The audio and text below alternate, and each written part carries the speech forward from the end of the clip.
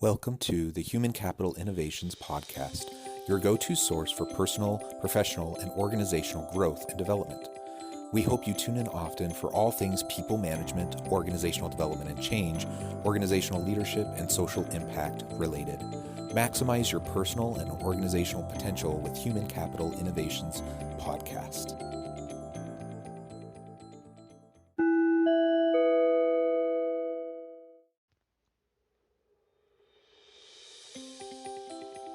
Welcome to the Human Capital Innovations Podcast. In this HCI podcast episode, I talk with Jake Jacobs about overcoming change fatigue and the concept of start with impact, follow the energy.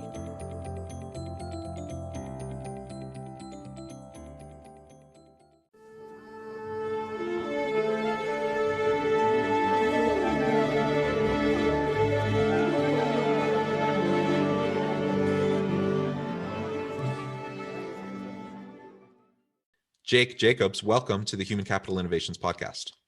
Thanks so much, Jonathan. I'm pleased to be here. Yeah, I'm excited for this conversation today, and it was fun chatting and getting to know you a little bit in the pre-interview. Today, we're going to be focusing on change fatigue within organizations and what change leaders, and really any leader within an organization, can do to help an organization adapt and evolve more smoothly and seamlessly. And one specific term that you talk about that I found really intriguing that I want to zoom in on is this idea of starting with impact, following the energy. So we're going to do that in our conversation today. As we get started, I wanted to share Jake's bio with everybody. Jake asks the question, why do some organizations work and others don't? He's been curious about that question since his first real job on the assembly line of an ice cream novelty manufacturing plant, and his second tending bar in college. As a pioneer in the field of large group interventions, Jake Jacobs has continued his discoveries about better ways for people and organizations to change. His consulting, writing, and teaching have all helped him continue in answering that question. He's worked with some of the largest corporations in the world, including American Express, Corning, Ford, the Home Depot, Marriott, among others.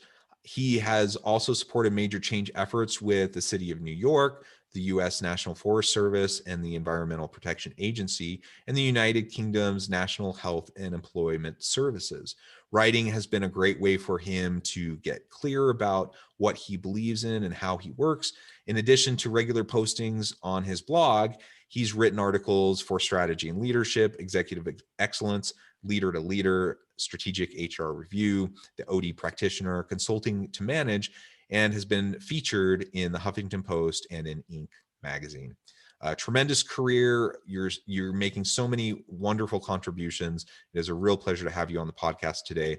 And before we really launch into the conversation, is there anything else you would like to share by way of background or personal context with listeners? Yeah, sure. I think, Jonathan, that the easiest thing for your listeners to connect to is that my clients, the people that I work with and focus on helping, are ones who are frustrated in some way with the results they're achieving in their change work. They could be too slow, too hard, or too often disappointing. And if that is the answer to your question of who am I out there listening, then this podcast ought to be a good one for you.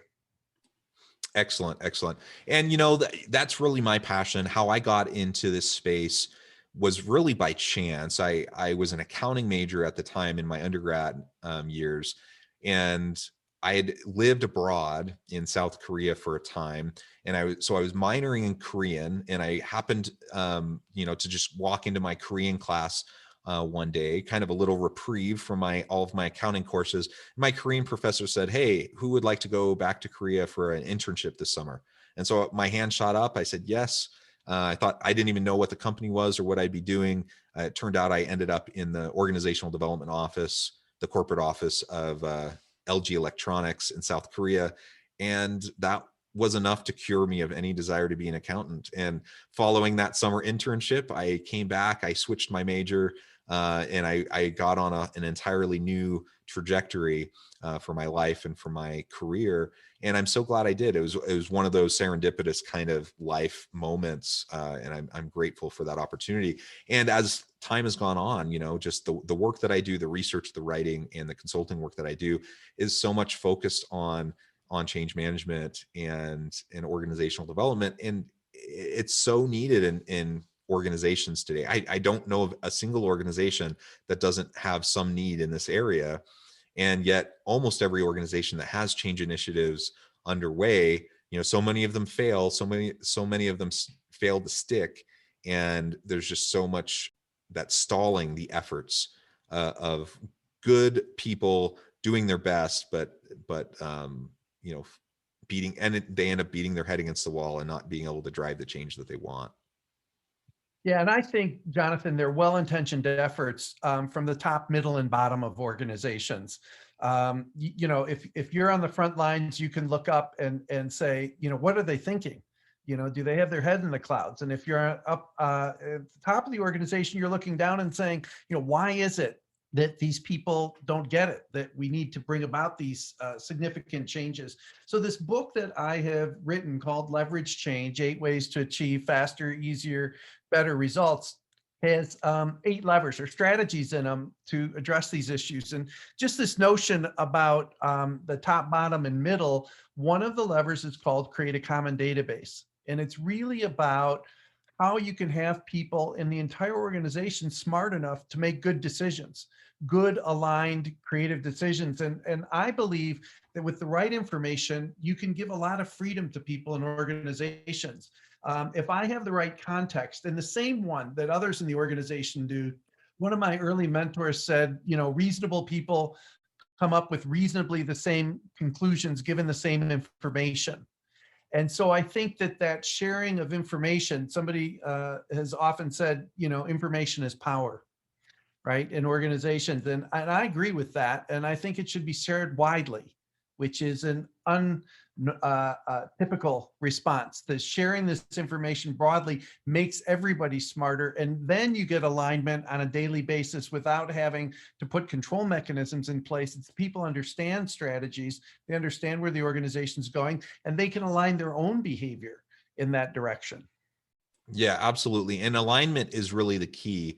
And one of the biggest challenges that we face is change fatigue within organizations. And in large part, that's due to the pace of change.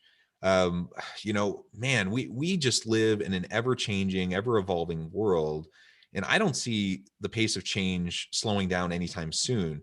So, and I'm not just talking about organizational change, we're just societal change, disruptive technologies, shifts in the nature of work, the interconnected global marketplace, and virtual work during a pandemic, like all these things, right? It's just rapid pace of change. And then of course, organizations find themselves in the same situation where they're needing to adopt and adapt to disruptive technologies. They're trying to improve systems. They're trying to figure out how to engage diversified and distributed workforce, and on and on and on and on. And there's all these difficult things. The pace of change is really difficult to deal with. What is something that you do when you're working with your clients to think about change fatigue, the pace of change, and how they can start to be effective given those constraints? Sure. So Jonathan, most consultants, if not all of them, and theorists, people who've written books, given speeches, when they talk about organizational change, they talk about change. I mean, it makes sense, right? Isn't that what we're focused on? I take a different tact. And so in addition to talking about change, I also talk about what not to change. I think that it's equally important to understand what we need to continue doing the way we have in the past. So part of this change fatigue that organizations suffer from, I think, is because they're not paying enough attention to continuity. So I had a client that I worked with some time back, and there was a team designing what their change process was going to look like. And there was a guy, Joe, who refused to come in the door. I mean, literally had 2 feet outside the change effort. I mean, he would not enter. We asked him nicely. No, he was fine where he was. and stood there the whole morning. I mean, we had a whole meeting with this guy standing in the doorway, and we would go around the circle and ask if he had anything to add. And he said no. And at lunch, he came down, sat next to me, and I asked him how the morning had gone. I mean, I was really curious about this person, what had happened in their past, what they had seen. And he said, I'm going to sit at the table this afternoon. And I said, well, that's great. That's a step in the right direction. I said, why? And he said, well, I've seen a lot of people come through here trying to change, and the executives talking about what to change. He said, and this is the first time that anybody's really asked us, what have we done well? What do we need to keep doing that we've already done? What kind of changes have we made in the past that have worked? And why have those been successful? And so this whole notion of continuity, there's a lever that says, pay attention to continuity. So when you're suffering from change fatigue, the answer is not go deeper into it and bring more change on people and talk about it more. And it's sort of like, I say Americans on street corners in foreign countries, when they don't understand us, we try and do two things. And I can say it, I'm an American and I've done it myself. So, there you have it.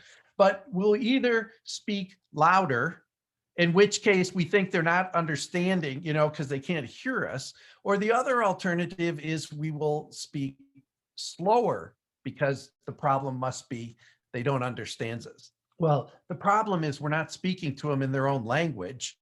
And it doesn't matter how fast or loud we speak, it's not about that. And so when we talk about change, and that's what we focus on, people have a fear and anxiety about it. And my experience has been when we focus on continuity, people have what I say is a firmer ground to take a step off and a leap into the unknown because they know what they're on is solid ground. And I think this notion of paying attention to continuity, it's the first chapter in the book because I think it's one of the most important ones to pay attention to.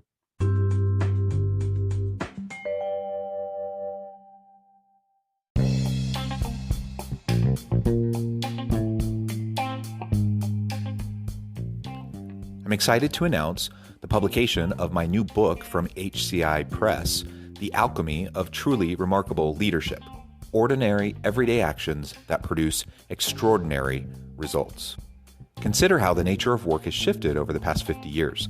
With increased globalization, rapid technological advancement, and the shift in economic composition, the average job of today looks very different than the average job of 50 years ago. What will the jobs and organizations of tomorrow look like? Moreover, what does this all mean for organizational leaders? What are the core competencies and capabilities of organizations and their leadership that are prepared for continued disruption and geopolitical and socioeconomic shifts? Regardless of what the future holds, increasingly, leaders need to be socially minded, data-driven, decisive, champions of talent, and disruptors of the traditional notions of leadership, teams, organizations, and work. The Alchemy of Truly Remarkable Leadership will help you to explore your own leadership competencies and capabilities and consider ways to apply and implement them into your workplace and personal life.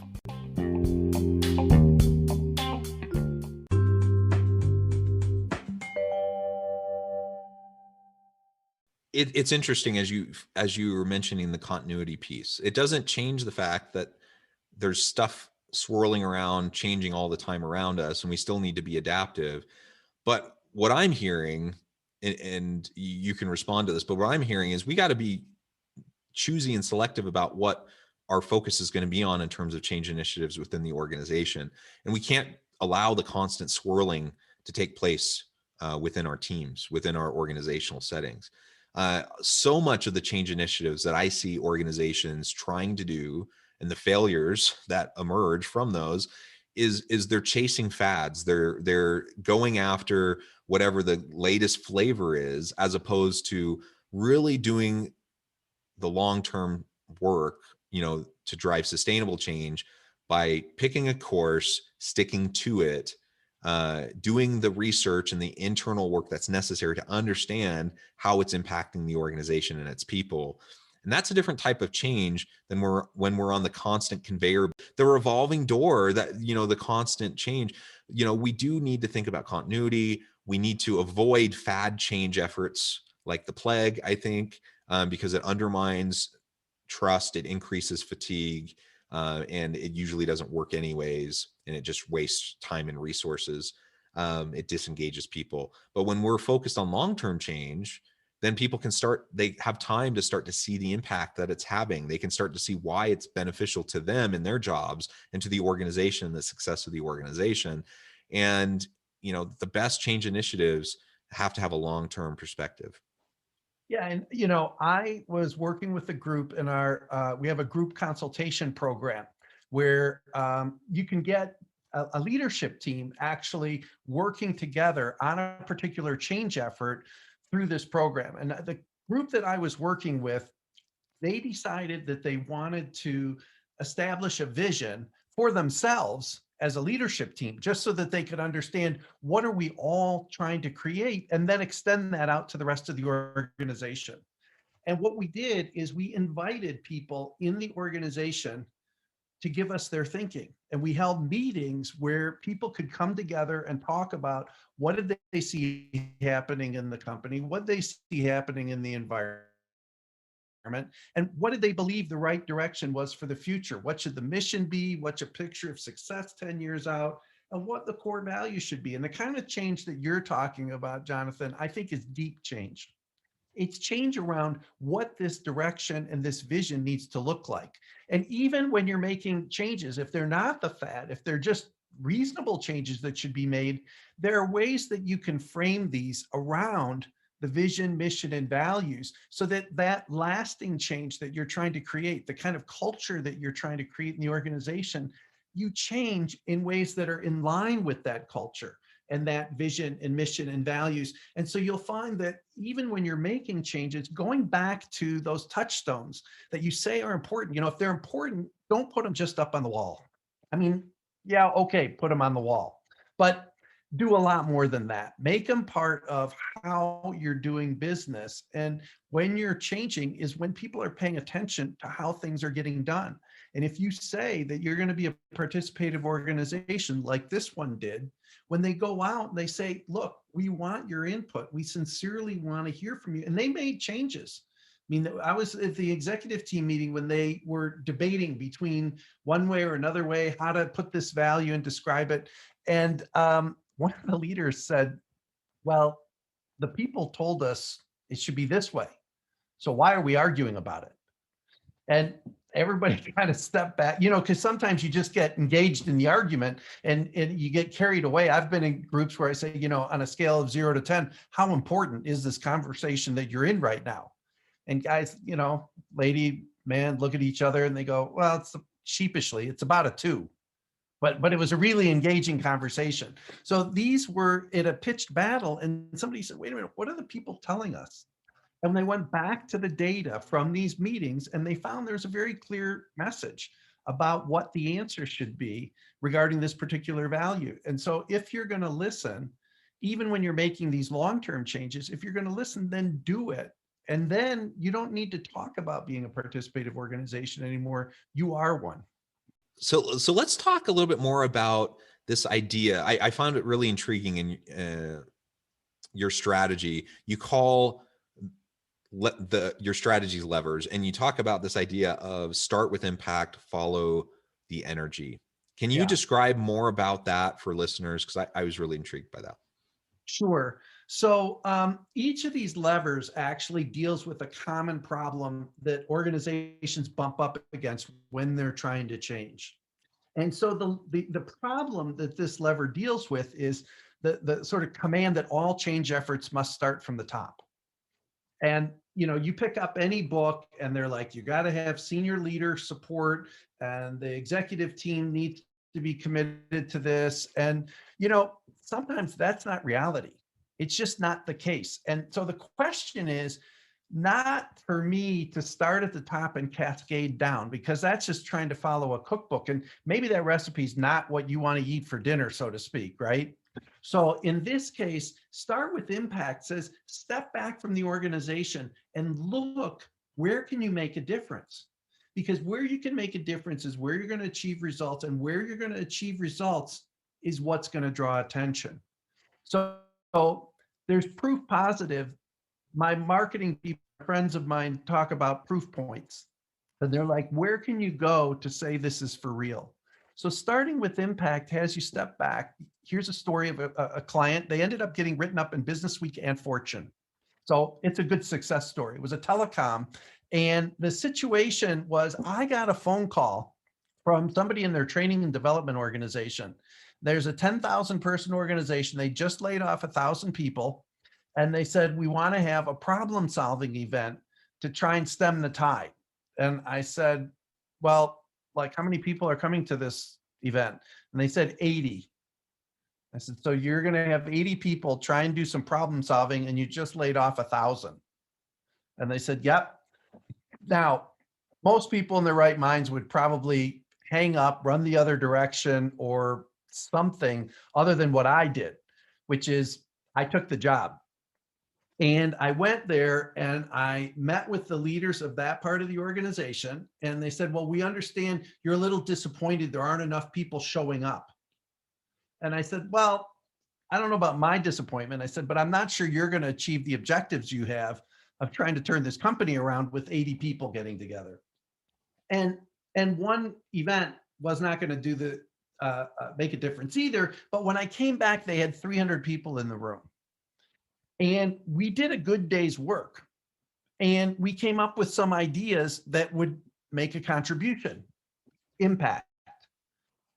The leader, the CEO of the company showed up at the end of the meeting. We got a video. I can still see him saying it, standing up in front of the room and mouthing the word, wow, because he'd never seen 300 people work interactively, roll up the sleeves session, and actually make decisions that were going to improve the business. Now, that was the start of a 2-year effort. Now, the first thing they said was once they saw 300, they said, well, can we put 10,000 in the Civic Center and dip them all at once? And I was like, well, first of all, dipping them doesn't sound like they're humans. It sounds like they're sheep.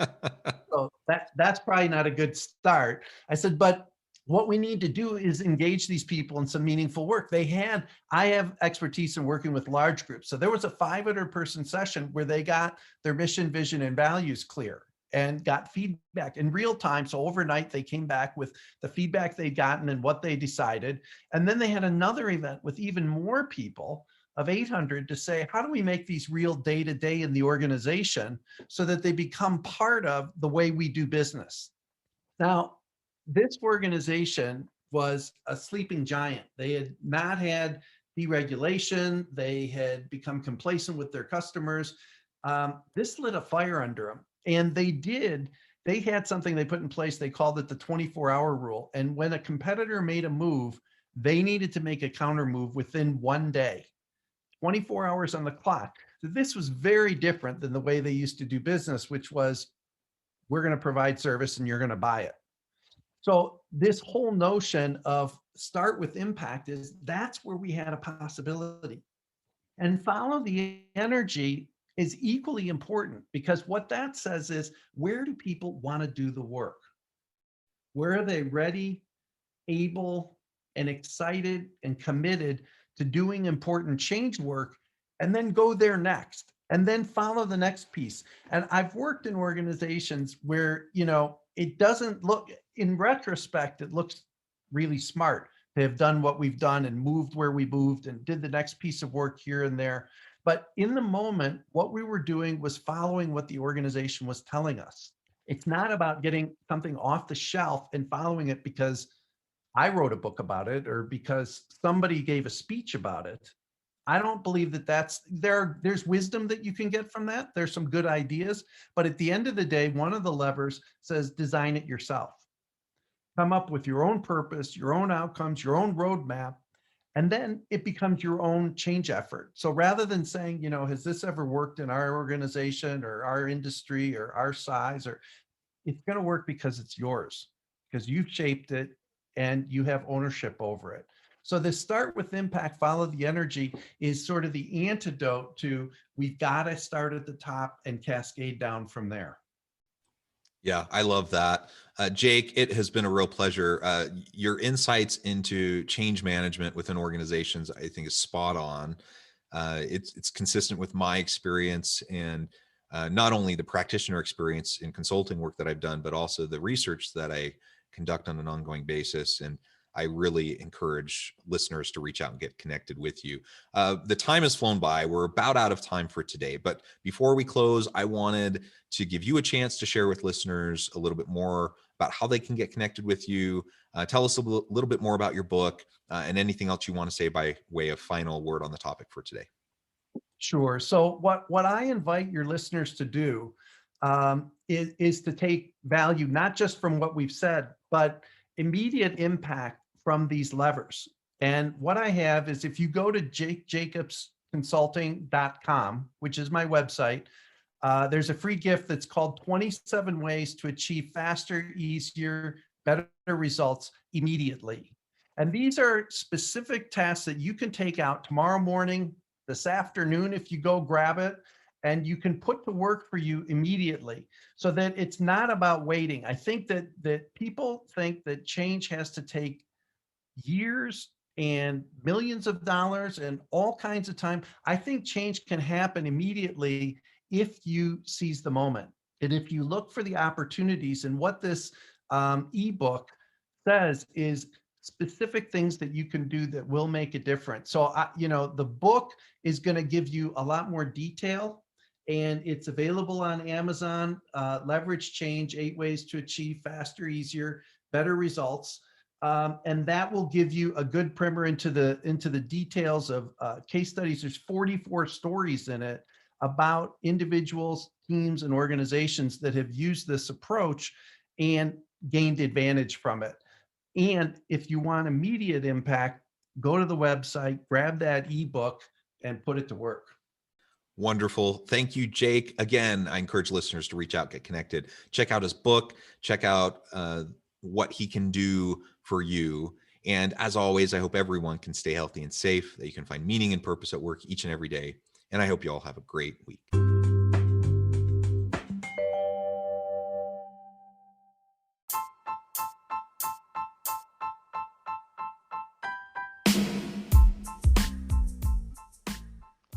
We are excited about the launch of HCI's new magazine, Human Capital Leadership. Human Capital Leadership is a free, interactive e-magazine designed to help individuals, leaders, and organizations find innovative approaches to maximize their human capital potential. We will be publishing issues quarterly in August, November, February, and May. Check out the first issue and let us know what you think.